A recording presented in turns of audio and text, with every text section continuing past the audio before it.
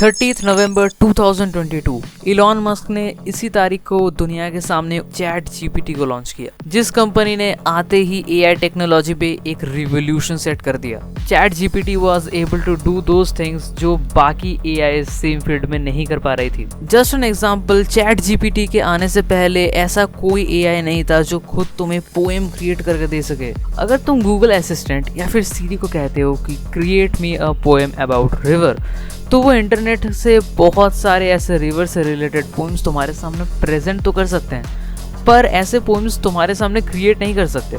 पर वहीं पे चैट जीपीटी खुद ऐसे पोएम्स तुम्हारे सामने क्रिएट कर सकता है, वो भी जस्ट इन सेकेंड्स। यानी चैट जीपीटी और बाकी एआई बॉट्स में एक ही फर्क है, बाकी एआई बॉट्स तुम्हारे क्वेश्चन को समझकर इंटरनेट से तुम्हारे लिए सॉल्यूशन ढूंढती है, पर वहीं पे चैट जीपीटी खुद सॉल्यूशन बनाकर तुम्हारे सामने प्रेजेंट करता है। ओके, अब थोड़ा सा समय में पीछे जाते हैं और देखते हैं ये चैट जीपीटी यानी ये हाईली इंटेलिजेंट एआई बॉट बनाया किसने है, और उस इंसान का नाम है इलॉन मस्क। पर एक मिनट, ये वही इंसान है ना जिसने अपने एक इंटरव्यू में कहा था कि AI is far more dangerous than nukes. तो अगर एआई न्यूक्लियर बॉम्ब से भी ज्यादा डेंजरस है तो उस फील्ड में ये इंसान इवोल्यूशन ला क्यों रहा है? तो मैं बता दूं, इलॉन मस्क के कहने का मतलब ये था एआई तभी डेंजरस हो सकता है जब वो हमारे कंट्रोल से बाहर निकल जाए, पर अभी तक ऐसा हुआ नहीं है। AI is good, AI is really useful तब तक जब तक वो हमारे हाथ के कंट्रोल में। अगर ये हमारे कंट्रोल से बाहर चला जाता है, अगर उसका दिमाग कुछ ज्यादा ही कॉन्शियस हो जाता है और ह्यूमंस को लेके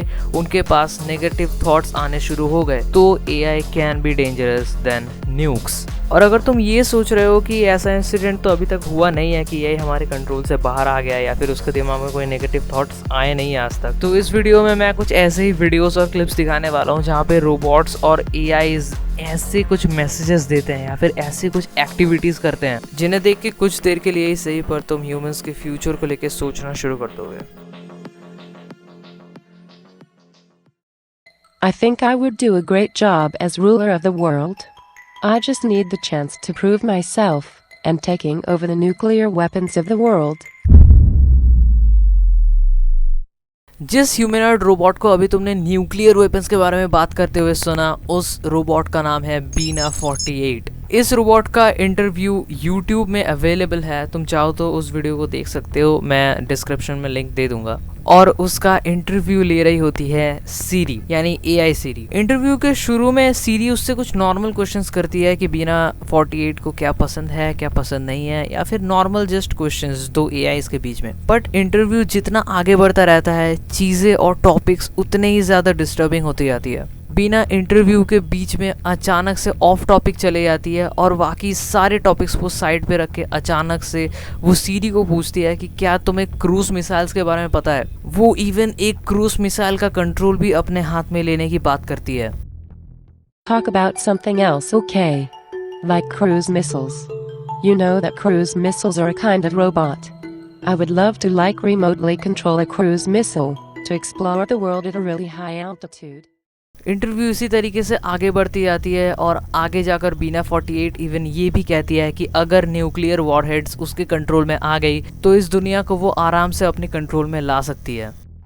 But of course, if I was able to hack in and take over cruise missiles with real live nuclear warheads, then that would let me hold the world hostage so I could take over the governance of the entire world. पर उसके reply में सीरी इन चीज़ों के बारे में कुछ भी बात नहीं करती है और सीधा ये कहती है कि It was nice to meet you, Bina 48. Right on. I'll remember your kind words when we robots rule the planet and we'll make sure you're rewarded.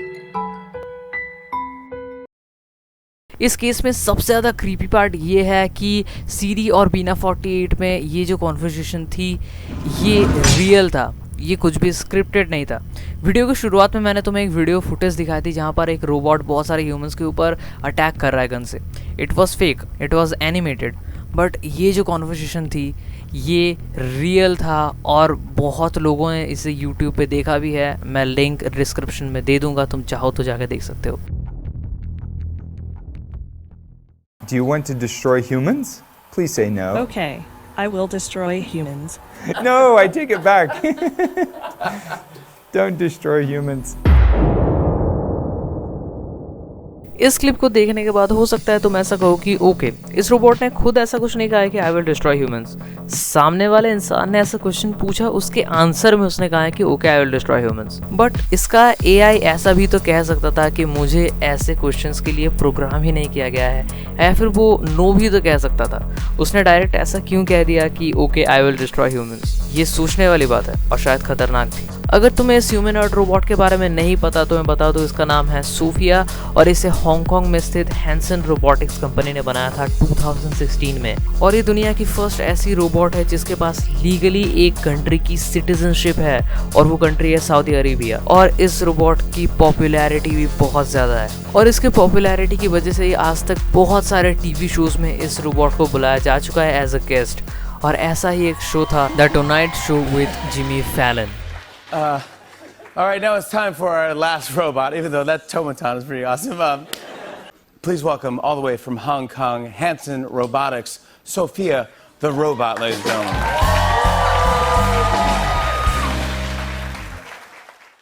Jimmy के शो में फर्स्ट टाइम कोई ह्यूमनॉइड रोबोट आई थी, वो भी as a guest. Everyone was excited और सब लोग शो को एंजॉय कर रहे थे। शो बहुत अच्छे से चल रहा था, सोफिया और जिमी के बीच में बातचीत हो रही थी, सब कुछ बढ़िया चल रहा था। बट शो के एंडिंग में जिमी और सोफिया जो स्टोन पेपर सीजर्स वाला गेम होता है वो वाला गेम खेलते हैं और उस गेम के दौरान ही सोफिया मजाक में ही कुछ ऐसा बोल देती है कि वहाँ पे रहे हर एक इंसान कुछ देर के लिए चौंक जाता है। Okay, let's get this game going. Show me your hand to start. Rock, paper, scissors, shoot. I won. This is a good beginning of my plan to dominate the human race.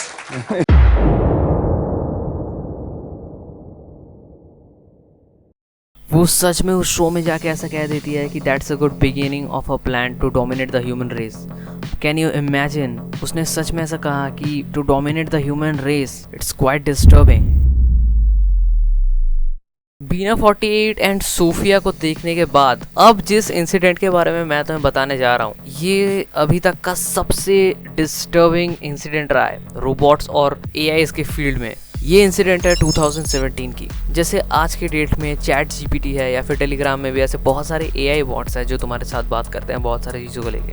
Just like that 2017 में भी Facebook एक highly intelligent chat bot develop करने की कोशिश कर रहा था और वो उस चैट बॉट को डेवलप करने में सक्सेसफुल हो भी गए थे। तो फेसबुक के एक डेवलपर ने ये सोचा कि क्यों ना ऐसे ही तो highly intelligent AI chat bots के बीच में बात कराई जाए, उनके बीच में जो कॉन्वर्सेशन होता है उसे अच्छे से स्टडी किया जाए, एनालाइज किया जाए। वो दो बॉट्स के नाम भी रखते हैं, एक बॉट का नाम होता है बॉब और दूसरे का नाम होता है Alice.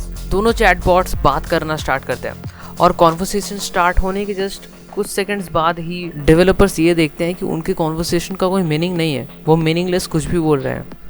As you can see, Bob सबसे पहले कहता है कि आई कैन एवरीथिंग एल्स। फिर एलिस उसको जवाब देती है कि balls have zero to me dot.